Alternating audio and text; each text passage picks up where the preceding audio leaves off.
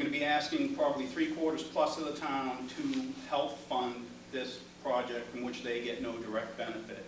Asking them to fund a higher share of the project is basically asking them to fund replacement of someone's septic system that is not their own, if you will. We try to keep the cost so that it's equitable between the people getting better and the people not being bettered by the system. So the cost of the betterment, that $20,000, is, it's approximately the cost of a septic system replacement. All depends on where you are. If you're in a environmentally sensitive area, if you don't have the separation of groundwater where you have to mount it up, those costs go up. You may have, some of you may have replaced them. They may be a little bit less than that. They may be considerably more than that number. Again, the affordability of the taxpayer is not being bettered. If I'm not being bettered, why should I pay $1 into this? So we're trying to balance between those two costs. We also try to keep it affordable so that we're not totally strapping the town in future financial decisions. If we shift it more away from the 80% to, say, 50-50, then the town's picking up a considerably larger share, and it's difficult for the town to fund that in their financial picture. And then the equitable, I've already mentioned that.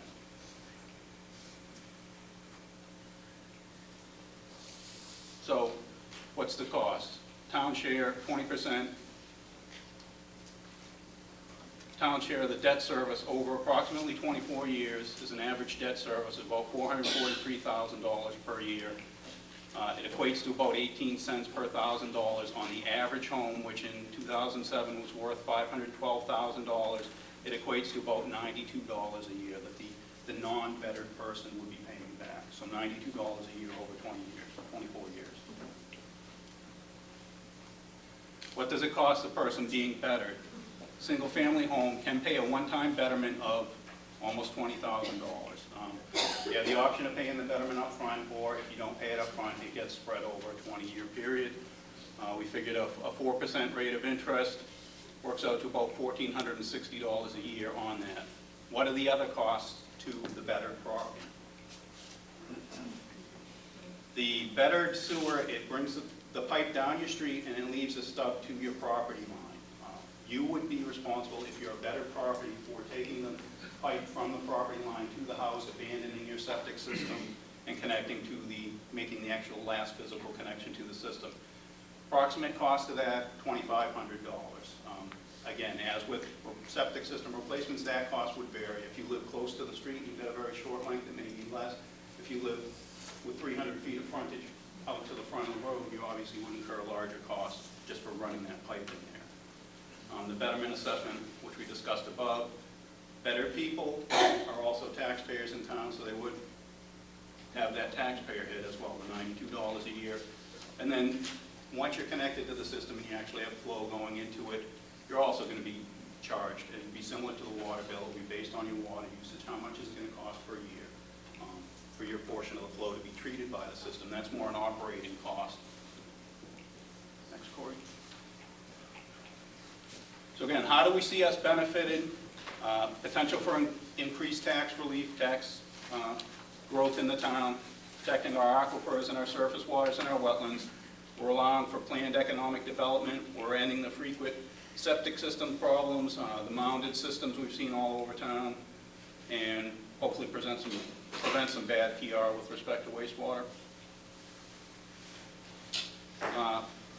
One of the questions that's come up is how does this benefit on the tax side? We've just got a couple quick examples I'll run through. This is something that Weston and Sampson worked on in another town where they had a vacant lot, undevelopable, under $500,000 of taxable value. Sewers came down the street, lot was redeveloped, and it immediately jumped to over $1 million. So the town receives taxes on that increased value. More locally, we actually do have sewer in North Reading. For those of you who are familiar with the River Park Drive where Teradyne is, the only sewer in North Reading. It actually does connect to the MWRA through the Reading sewer system. But how does the value of the property out there relate to that? Well, we looked at the River Park Drive properties. They're about 66.5 acres. Their taxable value is $70 million, or just over $1 million an acre. We also have a number of truck terminals out there. If you're familiar with those, I believe there are 5. They have a total land area of about almost 55 acres. total taxable value is about $10 million for about 188,000, less than 1/5 the value of the Seward property. Now, we're not coming forward and saying, you know, year one after this is done, those 5 trucking terminals are going to turn into, you know, multinational corporation corporate offices. But if they were redeveloped at the same dollars per acre as River Park Drive, that equates to $512,000 in just those 5 properties. Again, the town share of the cost was about $434,000 a year under our numbers. You know, do we potentially see there's some benefit to the town in the long run? Absolutely. So we've come tonight, the committee's met for 6 going on 7 years, kind of at a point where this is the recommended plan. We're here to take a lot of input. We're also here to get some decisions on a couple of questions. The three most pressing questions are relating to when and how much. The 2 how much questions: what is the cost split going to be? Is it 80-20? That's the position of the committee, and we're willing to answer questions relative to that. What are the interest rates to be charged on the betterments? The 2 basic positions are, you can either, on those betterments that you don't pay, the town can either charge you a flat 5%, or they can charge you 2% over the interest rate that we're receiving from the state. So it's either a 5% or a 4% without some type of home rule petition. The committee, as you saw, recommended the 4%, which is the slightly lower rate. And the third decision required is when.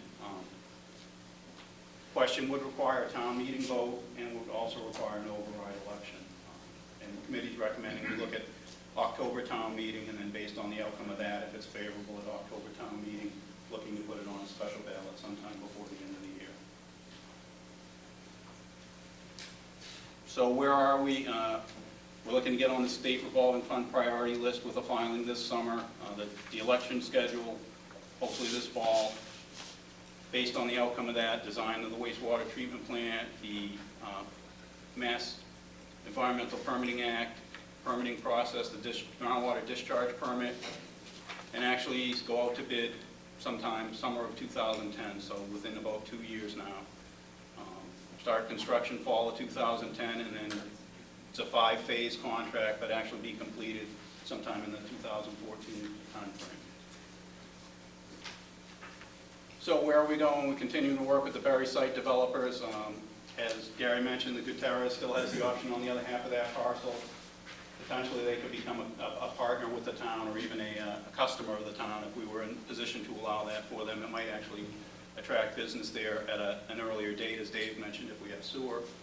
The New England parcel land, we're talking with the General Mail facility relative to reuse of their facility, relative to some partnering with them. The SRF, we're looking for money. We have to submit to the state regulators, continue the outreach, and then hopefully target the town meeting in the fall of 2008. And I guess I'd open it up at this point. I'm just going to, because he wasn't formally introduced, I just want to introduce Kent Nichols, too, from Weston and Sampson. Kent's been with us right from the beginning, has a lot of knowledge. He's worked on these type of designs and these type of systems in a number of other communities as well, and you'll probably see we'll defer to Kent on a lot of the technical type answers. All right, Mark, the way we're going to do this, questions through the Board of Selectmen, and we'll allow the members of the wastewater committee to provide the answers to your questions. I'd appreciate it if you'd walk up to the mic when your turn comes up to ask a question, so that our listening audience can hear your questions.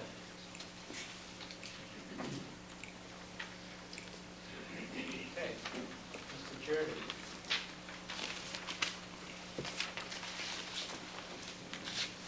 Steve Jervy, 21 Woodland Drive. I'd appreciate it if you could outline what the 5 phases are, and with particular reference to when the municipal buildings in the center of town might be able to come on board, because the septic systems in the schools are reaching the end of their useful life. Take that. Your pointer. I want to find the slide with this map for. That There's a mic microphone right there. on the thing can be removed. Yeah, remove that and use that. Just take it out of the stand. Maybe.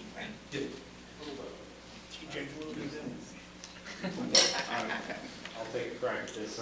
Holding the microphone and the laser pointer at the same time is going to be kind of difficult. It's a good question. Really what you're left with when you do this is you can't put any sewers in until you have a place to treat the wastewater.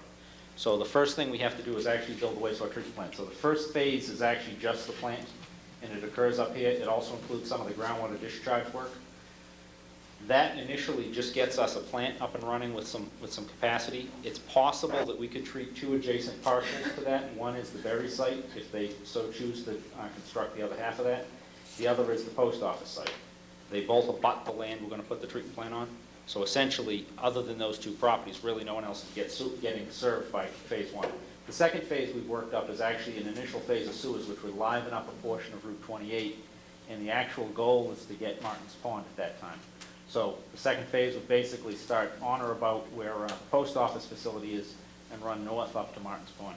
And Corey Rapucci from my office has done a lot of the work on this, so Corey, if I get anything wrong, you let me know. The answer to your question is phase three. We specifically, originally the goal was to kind of build all the sewers in the western end of town first, because it's easier, they're all closer to where we are. But in specific answer to some local concerns over the school properties, as well as some things we heard from DEP when we went to meetings with DEP about serving the town's own facilities, we actually adjusted the phasing. And what that means is the third phase actually includes a pump station out here right, or if I get this wrong, right around here, right at the, basically at the bottom of the school parcel, which would allow service to the school and some of the other municipal complexes there. But really at that time, we proposed no other sewers out in this orange area. We basically want to serve that with a pump station. We'll pump it back. At the same time, we'll also pump flow. We'll install the second groundwater discharge and pump flow back to the DPW site. So that would be phase three. Phases 4 and 5 right now are probably pretty interchangeable, but I think the way we did them, Corey, was phase 4 is Concord Street, and phase 5 is the balance of town center. Does that answer the question? If I could add something in response to Steve's question, one of the big problems, in particular with the school system, is there's seasonal users.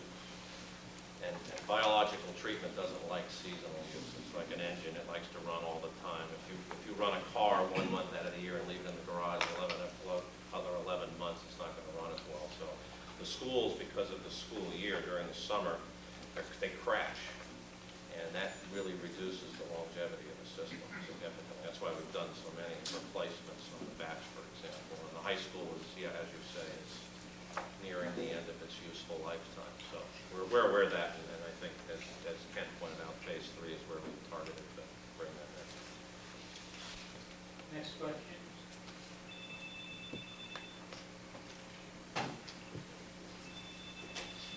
Cliff?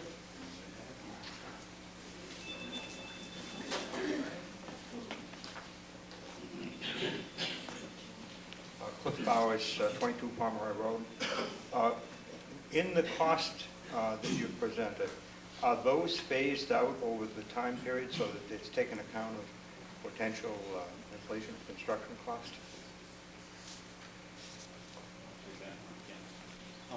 Another good question. Obviously, we can't build all 5 phases at the same exact time. There's no question that that's the case. One, it would be very disruptive to the town of North Reading to try to have construction ongoing on every street at once. We actually are proposing, there's a financial plan that's been routed around to the Selectmen, and we presented some previous times, including back in December. We've actually proposed to build the project pretty much over about an 7 or 8 year period. Because of that, construction will lag out a little bit. One of the things that Mark showed you in the list of costs on the cost slide was we carry a pretty heavy number for what we call engineering contingency and land. The large contingency includes an escalation factor. There's about, right now, pretty much half of that number is contingency, and that includes an escalation factor so we can actually pay for those costs over time. Now, with the way gas prices are going right now, I don't know what fuel's going to cost, but we are in the process of rechecking some of the parameters that are out there that project out costs again to make sure that the numbers are correct. In general, in the past, all the time that we've used that very high contingency factor, we've been pretty safe with a project of this nature. Does that answer your question? More or less, yes. Mr. Wolfman, I think, wanted to ask a question?